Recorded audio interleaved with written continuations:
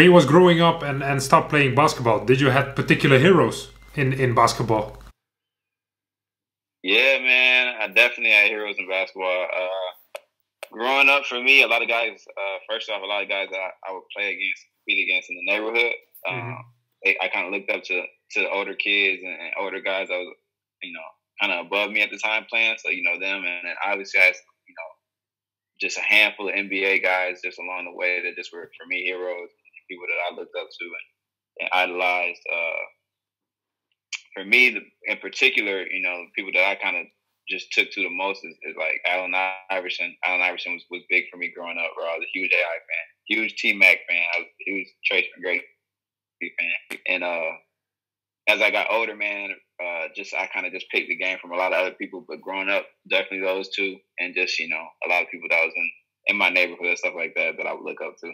Yeah, and was that in here in Holland we see it mostly in the movies, playing in the neighborhood.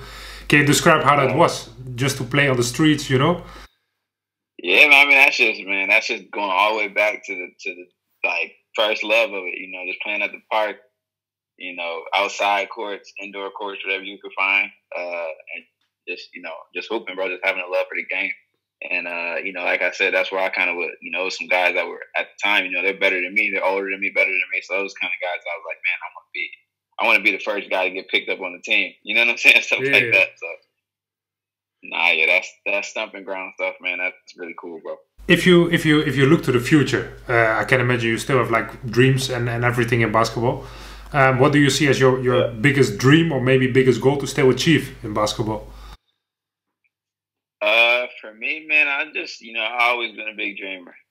So even right now, playing in Europe, and Europe is kind of where my market is right now. I'm still dreaming about coming back home. For me, a goal of mine is to always play in the NBA. So I'm still dreaming of playing in the NBA. That's one of my biggest dreams, is just kind of taking care of people that are close to me, people that, family and close friends and stuff like that.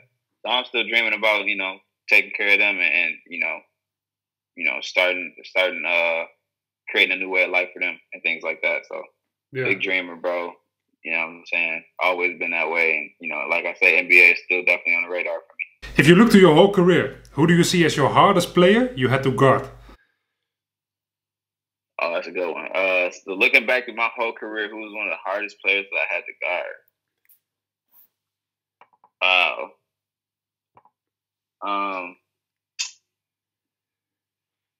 That's a tough one, man. I don't know. I would probably say, I don't know, man. I would probably just be honest. I would probably like person that I played and seen play up close. I would probably say Karan. Karan's from my hometown. Karan Butler. He always to me was somebody that was hard to guard because he was big, dog. He could do everything. He was like 6'7", 6'8". And we're from the same hometown, Racine, Wisconsin. So I would say he was one of the people that I always thought was pretty hard to guard because he could shoot it. He was athletic, especially in his prime, and he was big. Like he was bigger than everybody else. So he was tough to guard. Through my career, like playing wise and competition wise, I don't know. That's a good question. I have to really look back and see who I kind of competed against. If you look to NBA history or maybe basketball history, but I think we come immediately to the NBA. Who will be your top 5 players of all times? If you have to pick your top 5 of all time or current? Of all times. All time ever. All times. All time great. My top 5 all time. My top 5 all time. I'm going.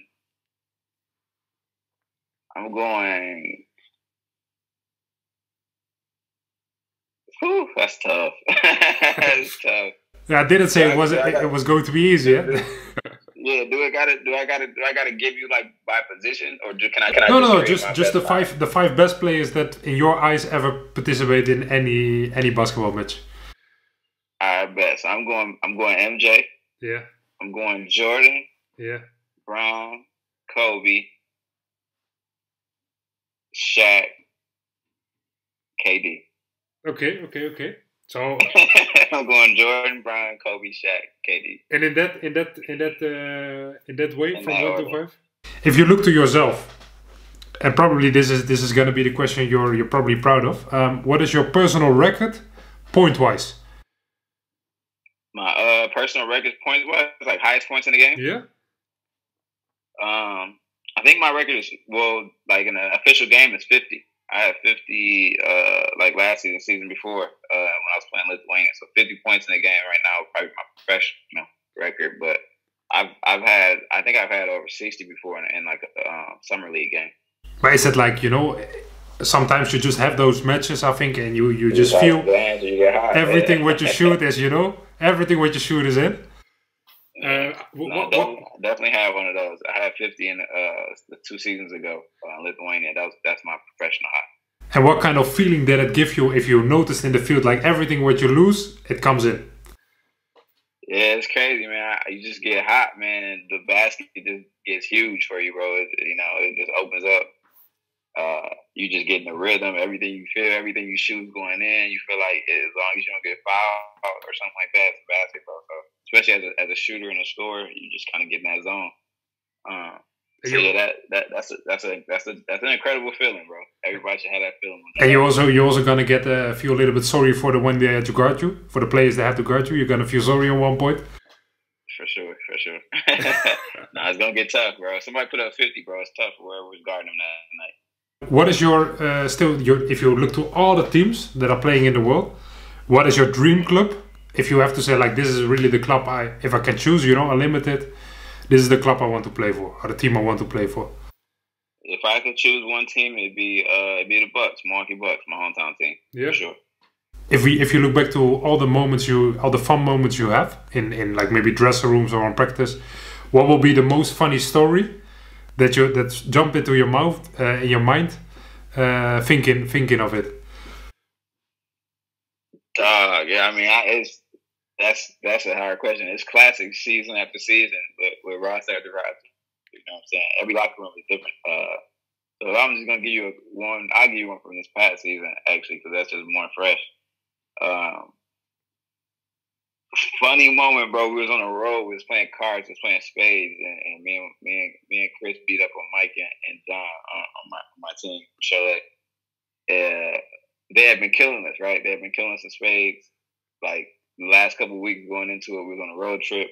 We went and got some food, came back and played, and we just killed them, bro. We bossed them like twice. You know what I'm saying? Bossing in spades, like, you know, winning the hand, like with 10 suits or 10 what's the names? And then like, so we just went crazy. We killed them. Yeah. And we was just talking junk. We was talking smack the whole time. And they had a way better overall record, but we hadn't been winning lately, and we just won in just dominant fashion. So we just let them have it. And that was our vibes last year, man. We had a good group, so that's a quick one just off the top